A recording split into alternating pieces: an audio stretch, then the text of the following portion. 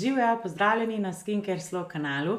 Danes bom govorila o zelo zanimivi tematiki in sicer sploh kar se tiče tega letnega časa, prehod iz poletja v jesen, ko se marsikaj zamenja, ne samo naša garderoba, ampak tudi način, kako negujemo svojo kožo. Še preden pa začnem, prosim, subscribaj se na moj kanal in me s tem podpri. Danes bom govorila o spremembi nege kože, medtem ko prehajamo iz poletni čas v jesenski čas. Veliko se spremeni, predvsem zunanjost, zmanjša se relativna vlažnost v zraku, postane hladneje, počasi začenjamo tudi ogrevati prostore in vse prispeva k temu, da naša koža mogoče potrebuje več vlage in več olja. Poleti naša koža izloča malo več sebuma mogoče in potem, ko tega sebuma ni več, že začutimo prve znake zategovanja. In kaj je takrat najbolj pomembno? Da pazimo na našo barierno funkcijo kože, s tem, da uporabljamo dober vlažilec. Torej, osnova dobre nege jeseni je primeren vlažilec, ki vsebuje in ostali primerni kozmetični izdelki, seveda, ki vsebujejo humektante, ki vsebujejo emolijente in pa okluzive. Seveda prilagodimo tudi teksturo izdelka, glede na to, ali imamo mešano kožo ali mastno, bolj kakšne lahke formulacije in pa za suho kožo bogatejše formulacije.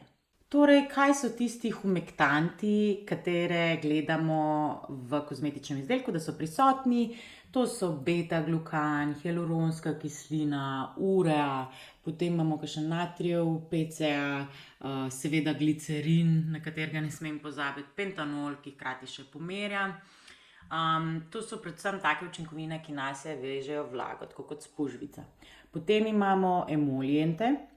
Emolijenti prekrijejo kožo, jo mehčajo in pa seveda učvrstijo to oljno lipidno komponento kože.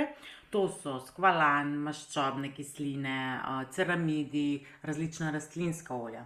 Potem pa še zato, da res ohranimo vlago v koži, da prekrijemo kot nekakšna folija, delujejo okluzivi. Okluzivi so na primer vazelin, razni silikoni, dimetikon, tudi rastlinska masla, zelo bogato je na primer to karitejevo maslo.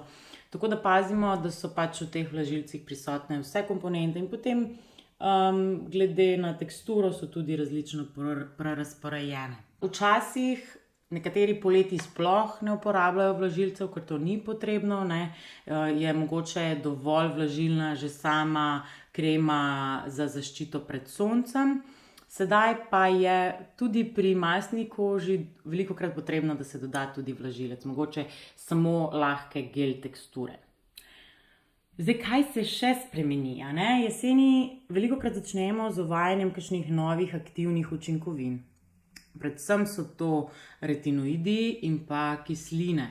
Zdaj, kaj je glavno pri obeh skupinah, je, da začnemo zelo počasi, z najnižjimi koncentracijami, torej da si damo čas in da hkrati pazimo, torej z ustreznimi vlažilci, kot sem že omenila, da ohranimo barierno funkcijo.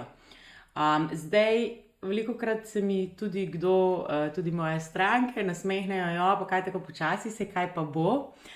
Velikokrat sem tudi sama pri kakšnem preizkušanju doživela, da kozmetični izdelki so enostavno lahko zelo močni in ob nepravilni uporabi povzročajo iritacijo.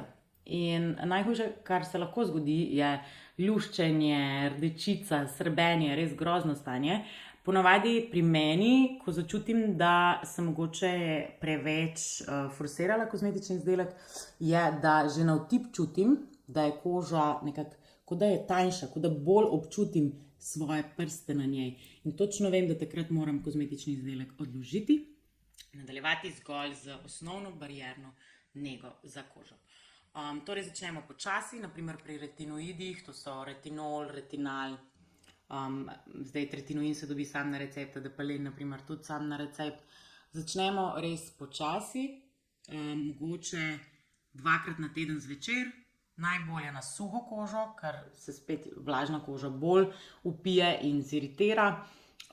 In pa, če je res občutljiva koža, lahko najprej vlažilec, retinoid, vlažilec, torej sandvič metoda. Pri kislinah ponavadi prosim ne uvajati oboje naenkrat sploh. Včasih kislin sploh ne potrebujemo, če smo res resni pri uporabi retinoida.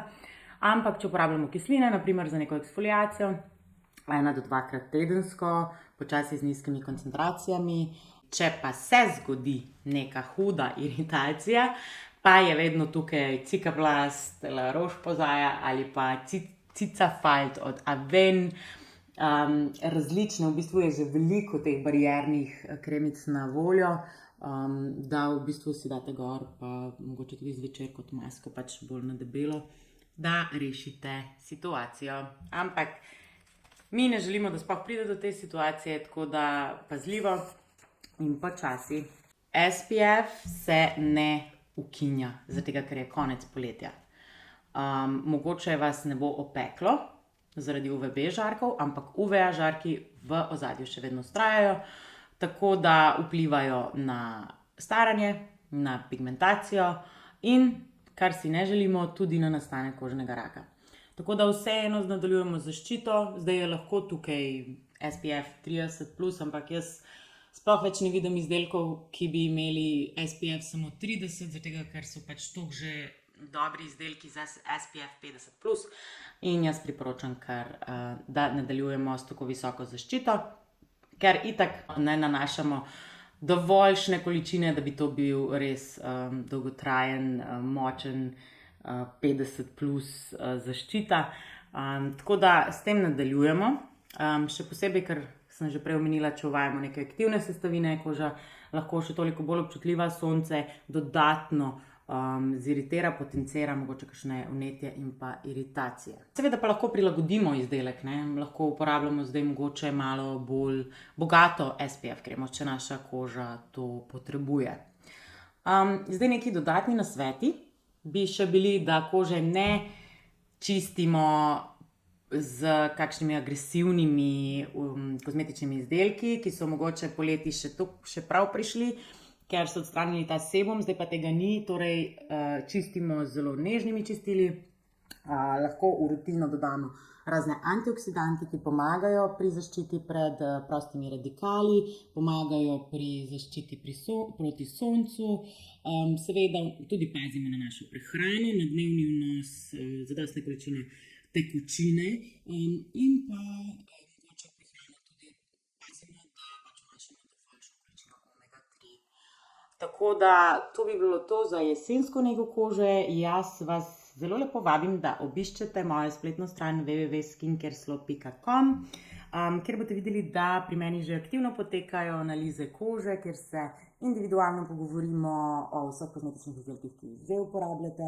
Jaz vam to priporočam, kaj uporabljati točno glede na vaš tip kože, ki ga zanaliziramo z Dermascan Pro, zelo zanimivim meritvenim inštrumentom.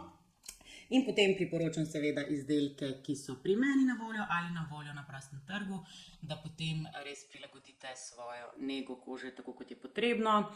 Torej, za več informacij www.skincareslo.com ali mi pišite na info@skincareslo.com. Prosim, subscribajte se na ta kanal za še več informativnih stvari, kar se tiče nege kože. Do naslednjič pa prav lep pozdrav in pazite na svojo kožo. Čau!